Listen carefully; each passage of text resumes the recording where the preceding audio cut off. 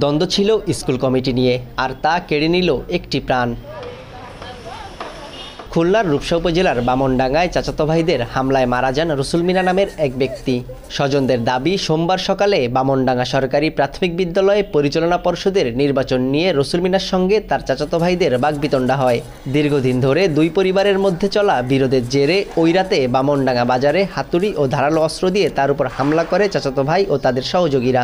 খবর পেয়ে রসুল মিনার অন্য 4 ভাই ঘটনাস্থলে গেলে তারাও হামলার শিকার হন। পরে স্থানীয়রা তাদের উদ্ধার করে খুলনা মেডিকেল কলেজ হাসপাতালে নিলে চিকিৎসক রসুল মিনাকে মৃত ঘোষণা করেন। অপর 3 ভাই হাসপাতালে চিকিৎসাধীন আছেন। আমার বাইরে ধাক্কা দিল, ধাক্কা দিয়ে পরে আমার বাইরে আইসে বাড়ছে, আমার বাইরে মাইরে লাইছে। মিশার জন্য মিটিং করতেছে, এখন তারা তো মেশবে না, তারা তো আমাকে মারবে, এজন্য তারা সবকিছু গুছাই রাখছিল। এলো তো বলার পরে চারিপাশে এসে কেউ কোপ কেউ বাড়ি মনে এমনভাবে করেছে, 5 ভাইরই মনে করো মারিছে। নগদে 500 টাকা বা তার বেশি পেমেন্টে পেতে পারেন ঢাকায় জমিসহ 20 কোটি টাকার পুরস্কার। ময়নাতদন্ত শেষে মঙ্গলবার দুপুরে রসুল মিনার মরদেহ বাড়িতে নেওয়া হয়। এদিকে অভিযুক্তদের ধরতে অভিযান চলছে বলে জানায় পুলিশ। মামলার প্রস্তুতি কার্যক্রম চলছে, পরিস্থিতি নিয়ন্ত্রণে আসামি গ্রেপ্তারের অভিযান অব্যাহত আছে।